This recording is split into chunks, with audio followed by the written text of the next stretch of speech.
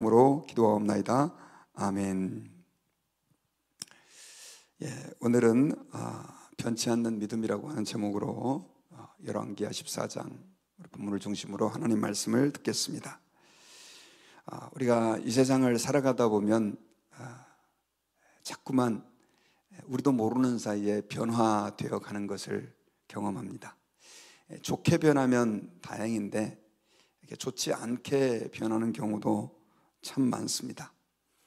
믿음으로 살았던 사람들이 신앙생활의 횟수와 연수가 많아지고 길어질수록 그 순수한 믿음을 잃어버리는 경우도 너무 많습니다. 성경에 수많은 왕들의 모습, 신자들의 모습을 기록하고 있는데 그들 가운데 상당수가 잘못된 방향으로 변해서 좋지 않은 마지막을 그렇게 장식하는 경우가 많습니다. 왜 하나님께서 성경에 그런 예들을 우리에게 늘어놨느냐? 그 이유는 아마 우리로 하여금 변치 말라라고 하는 메시지가 또 변하지 않고 끝까지 하나님을 사랑하라라고 하는 메시지를 우리에게 주고 싶으셔서 그런 것 같습니다. 오늘 본문에 보면 이 아마샤가 바로 대표적인 또 그 한 예가 될 수 있습니다. 이 아마샤는 오늘 본문에 보면 이스라엘 왕 여호아스의 아들 요아스의 제2년에 유다왕 요아스의 아들 아마샤가 왕이 되었다, 이렇게 기록하면서 그의 배경을 설명하는데, 성경이 조금 열왕기서가 혼돈스러운 이유는 왕들의 이름이 비슷한 시기에 남쪽에도 있고 북쪽에도 있었기 때문이다 라고 말씀드렸어요. 오늘 본문에 나오는 이 아마샤는 남쪽 유다의 요아스의 아들입니다. 요아스는 7살 때 죽을 뻔하다가 여호야다의 도움으로 왕이 된 그 왕입니다. 그리고 북쪽에도 또 요아스 왕이 있었는데 다른 사람이에요. 그 요아스 왕 2년 정도가, 그가 2년 등극을 했을 때 남쪽에는 그 요아스의 아들 아마샤가 이제 왕이 된 거죠. 그가 25세의 젊은 나이에 이제 아버지 그 요아스 왕이 그렇게 우리가 그동안 말씀드렸던 것처럼 신하들에 의해서 살해됨으로 인해 가지고 결국 왕위에 오르게 되었습니다. 그리고 통치 기간이 29년, 짧지 않은 시간이죠. 한 30년 정도를 다스렸다라고 기록하는데, 그 아마샤의 통치를 성경에서는 3절에서 아마샤가 여호와 보시기에 정직히 행하였으나 그의 조상 다윗과는 같지 아니하였으니 그의 아버지 요아스가 행한 대로 다 행하였어도 산당들을 제거하지 아니하였다, 이렇게 표현을 하고 있어요. 아마스는 하나님 보시기에 정직하게 살았던, 하나님을 기쁘게 했던 그런 왕이었습니다. 그런데 여전히 부족한 게 있었는데 산당을 제거하지 않았다라고 하는 것이죠. 그리고 이제 다른 역대기를 이렇게 좀 이렇게 읽어보면 이 아마샤에 대해서 조금 더 행적이 자세히 기록되어 있는데, 이 아마샤가 그래도 나름대로는 이렇게 좀 하나님 앞에 아까 정직히 행했다라고 표현을 하고 있는데 바르게 살려고 애를 많이 썼던 것 같아요. 그래서 오늘 한 가지의 예가 성경에 기록되어 나오는데, 그게 바로 자기의 아버지 요아스를 죽인 신하들을 처단한 내용입니다. 아마도 이제 자기가 장성하고 왕위가 굳게 되었을 때 그 아버지를 죽인 신하들을 찾아냈고 아마 그들을 자기의 힘으로 이젠 말 그대로 처형을 하게 된 거죠. 그런데 이 아마샤가 아버지를 살해한 그 신하들을 죽일 때 6절에 보면 그 자녀들은 죽이지 않았다, 이렇게 기록하고 있어요. 왕을 죽인 자의 자녀들은 죽이지 아니하였으니 이는 모세의 율법책에 기록된 대로 함이라. 곧 여호와께서 명령하여 이르시기를 자녀로 말미암아 아버지를 죽이지 말 것이요 아버지로 말미암아 자녀를 죽이지 말 것이라. 오직 사람마다 자기의 죄로 말미암아 죽을 것이니라. 이 신명기서 말씀입니다. 24장 16절에 나오는 말씀이에요. 하나님께서는 이 죄에 대해서 눈에는 눈, 이에는 이로 갚을 것을 얘기했고, 사람을 살인한 자는 죽이도록 그렇게 명령을 했지만 그 아버지의 죄로 인해서 자녀들을 죽이지는 말라라고 하나님께서는 신명기 율법에서 말씀을 하셨어요. 그런데 이 아마샤가 이 말씀을 지켰다는 뜻이에요. 이건 쉬운 게 아니었습니다. 왜냐하면 자녀들을 남겨놓는다라고 하는 것은 후원을 남겨놓는다는 뜻이고, 그 자녀들이 언제 다시 장성한 어른이 되었을 때 또 반역해 올지 모르는 그런 위험 요소를 남겨놓는다라고 하는 의미가 있었어요. 그래서 옛날에는 왕조가 바뀌거나 또 죄지은 가문들을 벌할 때는 그 자녀들까지 다 이렇게 심판을 하는, 우리 한국의 조선시대 때도 그랬잖아요. 그런 일들이 일반적이었습니다. 그런데 아마샤는 하나님을 경외했던 것 같아요. 그래서 신명기서 이 말씀대로 지켜서 그렇게 하나님 말씀대로 순종하면서, 사실 믿음으로 이렇게 하지 않으면 안 되는 행동인데 했다라고 성경에서 기록하고 있습니다. 그런데 이 아마샤에게 나름대로 하나님이 정직하게 살다 보니까 큰 축복을 주셨습니다. 그래서 나라도 안정이 되고, 그동안 그 북쪽 그 아달랴의 그 통치, 바알 숭배로 인해 가지고 남쪽이 굉장히 피폐해졌는데, 이 아마샤 때 나라가 굉장히 강하고 또 견고한 나라가 됐어요. 그래서 역대하 25장을 보면 그때 이 아마샤가 30만 명의 군대를 가지고 있었다, 이렇게 표현을 하고 있어요. 그러니 얼마만큼 나라가 강한 군대를 가지고 있었는지를 알 수 있습니다. 그런데 이때 이 한 가지 아마샤에게는 고민이 있었는데, 어떤 고민이 있었냐면, 이 남쪽에 그 에돔이 원래는 다윗의 통치 아래 있었는데 자꾸만 이 에돔이 반역을 일으키는 거죠. 그래서 그 에돔을 정벌하기 위해서 30만의 군대를 모았고, 또 북쪽에서 용병을 사옵니다. 북쪽 이스라엘에서. 아직까지 뭐 그렇게 사이가 많이, 그 전까지만 해도 이렇게 나빠졌다가 많이 좀 어느 정도 이렇게 동맹 관계는 아니지만 서로 거래를 할 수 있는 정도까지 관계는 된 것 같아요. 그래가지고 10만 명의 군대를 북쪽에서 금 100달란트를 주고 용병을 구해옵니다. 그런데 이걸 하나님께서 보실 때 굉장히 기분이 안 좋았어요. 이건 아니다 싶어가지고 하나님의 사람을 보내가지고 이렇게 하지 말아라 라고 아마샤에게 경고를 했어요. 그때 이 아마샤는 이미 금 100달란트를 다 줬고 용병이 와 있는데 어떻게 다시 돌려보냅니까? 그랬더니 그 하나님의 사람이, 하나님께서는 더 큰 은혜를 베풀어 주실 것이고 더 큰 것으로 갚아줄 수 있다, 이렇게 얘기를 해요. 그래서 아마샤는 그 말을 듣고 그 용병을 다시 돌려보냅니다. 이것도 대단한 믿음이죠. 어느 왕이 그렇게 할 수 있겠어요? 하나님을 경외했기 때문에 가능한 일이죠.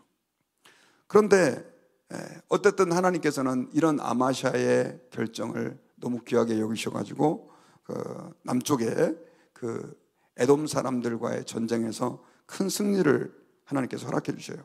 그래서 오늘 본문에 보면 그 7절에 보면 아마샤가 소금골짜기에서 에돔 사람 10,000명을 죽이고 또 전쟁을 하여 셀라를 취하고 이름을 욕두엘이라 하였더니 오늘까지 이르렀더라, 이렇게 기록되어 있는데, 이건 바로 이런 배경에서 기록이 된 겁니다.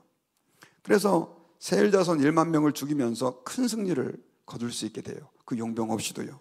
얼마나 감사했겠습니까? 그런데 이 아마샤가 거기에서 큰 실수를 저질러요.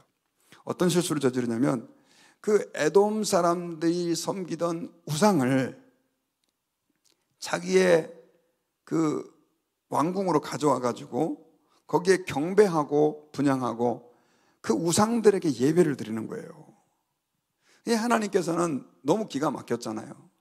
얘가 잘 나가다가 말도 안 되는 행동을 하니까 선지자를 보내가지고 그 아마샤를 책망합니다.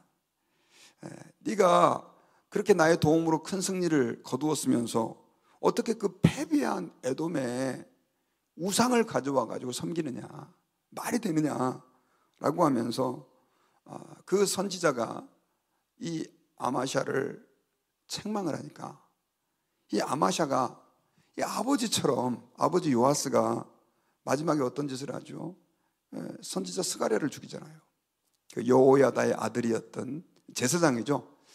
제사장을 죽여요. 자기에게 옳은 말 한다고 그래가지고. 그래가지고 결국은 이 아마샤도 내가 언제 너를 왕의 모사로 삼았느냐, 언제 왕의 고문으로 또 조언자로 삼았느냐라고 말하면서 결국 이 선지자를 죽이고 맙니다. 결국 이 일로 인해 가지고 결국 아마샤는 나중에 보면 또 다시 반역으로 인해서 죽임을 당합니다. 아마샤의 그 짧은 생애가 굉장히 많이 안타까워요. 이제 오늘 본문 뒷부분에도 계속해서 이제 아마샤에 대한 부분들이 좀 기록이 되어 있는데, 자, 아마샤는 성경을 보면 지금까지 이야기를 간단하게 들어보면 하나님의 뜻대로 정직하게 살려고 애를 쓴 사람이에요. 그런데 그가 이 금 100달란트라고 하는 돈은 엄청난 돈이거든요. 왜냐하면 금 한 달란트는 순금 35kg입니다. 그러니 뭐 지금으로 따지면 여러분 어마어마한 돈이죠. 그걸 100달란트를 주고 용병까지 구해놓고 돌려보낼 수 있는 믿음, 또 언제 자기가 위협당할지도 모르는데 말씀대로, 신명기 말씀대로 그 자기 아버지를 죽인 사람의 신하들의 자녀들은 건들지 않는 이런 어떤 나름대로 믿음으로 살려고 했는데 결국 자기를 책망하는 선지자를 죽이고 우상 숭배하는 이런 잘못된 행위에 빠져가지고 끝이 아주 안 좋게 끝이 나는 경우를 봤습니다. 여러분, 오늘 이 본문에 나오는 아마샤 너무 안타깝죠. 그런데 저희가 요아스를 계속해서 말씀해서 보면서도 똑같은 걸 느꼈습니다. 그도 처음에는 하나님의 성전을 수리하고 그 성전을 돌보고 그 성전을 수리하지 않는 제사장들을 불러서 왜 안 수리하냐고 막 야단치고 그 정도로 하나님을 사랑했는데 나중에는 그가 변질되고 비참한 최후를 맞이한 것을 우리는 성경에서 봅니다. 이런 왕들 말고도 초대왕 사울도 괜찮게 시작했지만 결국 나중에는 다윗을 죽이려고 하고 나중에는 악신까지 들고, 솔로몬 같은 경우는 더 극적이죠. 정말 1000번째를 드릴 정도로 하나님을 사랑했고 역대기를 보면 그의 기도가 얼마나 하나님을 사랑하는지 모릅니다. 그런데 마지막에 그가 우상숭배에 빠져요. 우리가 잘 알고 있었던 위대한 믿음의 용사였던 기드온의 그 사사 기드온도 300명의 그 용사, 32,000명이 넘는 군대를 갖다 다 보내라, 너무 많다. 300명 가지고 미디안 적들을 대적하게 하여 승리를 거두게 하신, 그렇게 믿음이 좋았었어요, 기드온도. 그런데 나중에는 말년에는 우상을 만들어 가지고 결국 이스라엘 백성들로 하여금 그 우상을 숭배케 하는 그런 잘못을 범하게 됩니다. 자, 왜 성경에 이런 예들이 나올까요? 그리고 왜 그렇게 그런 것들에 대해서 성경에서 계속해서 기록하고 있을까요? 그 이유는 뭐냐면 사람은 변하기가 쉽기 때문에 그렇습니다. 사도 바울은 그래서 선줄로 생각한 자는 넘어질까 조심하라 라고 얘기를 했어요. 자, 저는 목회자로 젊은 나이에 하나님께 헌신을 했습니다. 그리고 사람들은 아마 이렇게 생각할 거예요. 목사님들은 그래도 항상 하나님의 사람이고 말씀 늘 공부하고 연구하고 가르치고 전하는 사람이고 주의 일을 하는 사람이니 나보다는 낫겠지, 아마 이렇게 생각을 하실 겁니다. 하지만 끊임없이 목회자들도 수많은 유혹과 공격을 당합니다. 그래서 그 한국의 분당 우리 교회 이천수 목사님 같은 경우는 그렇게 큰 교회를 목회하면서도 늘 그런 얘기를 하시더라고요. 저는 살 얼음판을 걷는 것처럼 목회하고 있습니다. 언제 넘어질지 모르니까. 그러면서 그분이 그런 얘기를 하는 이유가 그거예요. 주변에 정말 유명해서 베스트셀러의 작가고 한국교회 존경받는다고 하는 목사님들이 다 쓰러지더라는 거예요. 언제 내가 그 다음이 내 차례가 될지 나도 장담할 수 없다, 이런 얘기들을 막 강단에서 하세요. 저는 그분의 그 고백이 너무 정직하다고 믿습니다. 우리 가운데 아무도 저는 안 변할 겁니다. 아이 목사님, 솔로몬은 현찮아가지고 그렇게 마지막 우상숭배에 빠진 거예요. 사울왕, 아유 현찮은 왕이었잖아요. 우리는 이렇게 단순하게 볼 수 있을지 모르겠지만 여러분, 사울이 얼마나 겸손했습니까? 처음에 나중에 왕으로 하나님이 너를 기름 부어 세운다고 그러니까 도망가잖아요. 제의 뽑는 자리에서. 그 정도로 겸손했던 사람이 그 왕위를 지키기 위해서 나중에는 다윗을 죽이려고 12년을 쫓아다니고 악신이 들려가지고 마지막에 길보아산에서 얼마나 비참한 마지막을 맞이합니까? 바울과 함께 선교지를 따라갔던 데마도 세상을 사랑하여 그렇게 자기 길로 가버렸어요. 여러분, 먼 얘기가 아니라 우리 지금 북한에 김일성의 어머니가 권사님이었던 거 아시죠? 김일성이 어렸을 때 교회 다녔습니다. 그런데도 불구하고 지금 저렇게 우리 한국 역사에 큰 해악을 끼치는 못된 사람의 대명사가 됐잖아요. 여러분, 우리는 변할 수 있다는 생각을 기억해야 됩니다. 나는 그래도 한 30년, 40년, 50년 신앙생활 잘 해왔는데 여기서 이제 흔들리면 얼마나 흔들리겠어. 아닙니다. 우리는 한순간에 넘어질 수 있는 연약한 존재다라고 하는 것을 우리는 기억해야 돼요. 그 두렵고 떨림이라고 하는 것은 저는 불신하고 생각하지 않아요. 오히려 우리를 더 하나님 앞에서 거룩하게 경건하게 붙잡아둘 수 있는 중요한 믿음의 조건이 된다는 것입니다. 그러면 여러분, 우리가 어떻게 하면 변치 않는 믿음을 가지고 신앙생활을 할 수 있을까요? 그리고 우리가 조금이라도 잘못된 곁길로 갔을 때 어떻게 회개하고 바로 돌이킬 수 있을까요? 그것은 디모데전서 4장 5절 말씀대로 하나님의 말씀과 기도로 거룩하여진다라고 하는 이 말씀입니다. 여러분, 우리가 성경을 내용을 알기 위해서 읽는 것도 굉장히 중요하지만 이 성경을 거울 삼아 우리는 내가 지금 하나님 앞에 바르게 서 있는가라고 하는 걸 늘 점검해 봐야 되는 거예요. 신앙생활을 오래 하다 보면 사람들이 성경 지식이 많아지면서도 왜 그렇게 변질이 되느냐, 그리고 왜 순수했던 믿음을 잃어버리느냐, 내가 알고 있는 지식과 내가 알고 있는 신앙의 경험을 내 영혼을 깊이 성찰하는 데 사용하지 않고 다른 사람을 평가하고 판단하고 정죄하는 일에 사용하고 있기 때문에 그런 것입니다. 여러분, 우리는 하나님의 말씀을 그래서 정말로 좀 두렵고 떨림으로 받고 그 말씀으로 우리 자신을 매일매일 살펴보고 내가 정말 그 말씀에 합하게 가고 있는가라고 하는 걸 점검할 필요가 있다는 거죠. 길을 가다가 여러분, 장거리를 갈 때는 우리가 내비게이션 목적지 켜놓고 내가 잘 가고 있나 한번 그래도 확인하잖아요.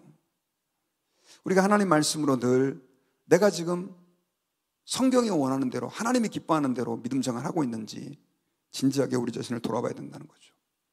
그래서 그렇게 말씀을 읽고 또 이렇게 매일매일 하나님 앞에 기도하면서 우리가 무언가를 구하는 것도 되게 중요합니다. 하나님, 저 이렇게 기도 제목 이런 거 있습니다. 도와주세요. 이것도 중요하지만 더 중요한 것은 하나님, 제가 지금 주님 앞에서 바른 길을 가고 있습니까? 주님이 기뻐하는 그 자리에 서 있습니까? 라고 우리 자신을 보여달라고 기도하는 것도 중요한 거죠. 사실 여러분, 우리가 무언가를 구한다라고 하는 그 기도 굉장히 중요하지만 저는 그 기도에 먼저 선행되어야 될 것이 뭐냐면 우리 자신을 객관적으로 볼 수 있는 눈을 열어달라고 기도하는 것도 중요합니다. 우리 자신을 볼 수 없잖아요. 그럼 우리는 결코 회개할 수 없기 때문에 그래요. 그래서 여러분, 우리가 오늘 말씀을 좀 잘 새기면서 하나님 앞에서 주님, 저희들에게 변치 않는 믿음을 허락해 주옵소서. 나를 사랑하셔서 나를 위하여 이 땅에 오신 그 예수님, 십자가에서 죽으신 그 예수님을 늘 저희들이 잊지 않고 놓치지 않게 해주십시오. 기도하는 저희들이 되어야 될 줄 믿습니다. 저는 이제 말씀의 결론을 맺겠습니다. 오늘 본문에 나오는 아마샤는 여호와 앞에 정직히 행했다라고 기록하지만 그는 하나님 앞에서 부족한 사람이었었어요. 여전히 하나님이 기뻐하지 않는 방법대로 예배하는 산당들을 폐하지 않았을 뿐 아니라 그의 말년에 역대기를 보면 해서는 안 될 우상 숭배를 하고 이것을 지적하는 선지자를 죽이는 그런 실수를 이 아마샤가 저지르게 됩니다. 이 아마샤의 예를 통해서 우리는 나도 변할 수 있는 사람이다라고 하는 생각을 하나님 앞에 늘 하면서 두렵고 떨림으로 너희 구원을 이루라, 선줄로 생각한 자는 넘어질까 조심하라, 이 말씀을 기억하고 하나님, 저희들이 주님 앞에서 오늘도 하나님이 기뻐하는 그 자리에 서 있기를 원합니다. 하나님을 영화롭게 하기를 원합니다라고 하는 고백을 가지고 기도하고 또 그렇게 하나님을 우리가 붙잡고 살아갈 수 있는 은혜가 저와 여러분들에게 있기를 주의 이름으로 축원합니다. 같이 기도하겠습니다.